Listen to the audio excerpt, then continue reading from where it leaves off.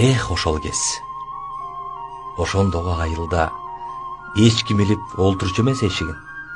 Бөбөктөрдү коңшусуна дайындап, бөлөп коюп кете берчү бешигин. Чака челек, мелт калп толгон айран сүт, чакырылбай келип турган коноктор, бүлүк түшкөн, күлүп түшкөн кайран кез бүгүн менин балдарыма жолоктой. Жакындатып туруучу эле баарысын жапыс үйлөр, жапырылган тор зымдар. Жакшы адамдар акысыз да кайрымсыз жардамдашып бири-бирине кол сунган.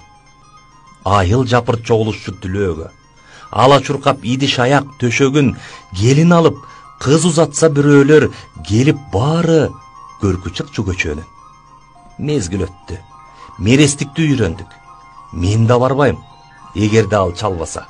Басып бирөө алуучудай үйлөрдү баарыбызден койдук темир дарбаза. Эсеп чоттун эбин алды келиндер. Эзелкиде ичпей калдык айранды саап саабай, чыгып чыкпай желинден сүттөрүбүз сүйрү сомго айланды. Жалпыбыз тең пенде экенбиз, бир акмак. Жасап түзөп үйдүн ичин оңдодук. Кенен кылдык, бөлмөлөрдү бир окта кеткени жок, пейрибиз чоң болуп. Ошол кез. Мен кичине чагымда эч ким кулуптап бекитчү эмес эшигин.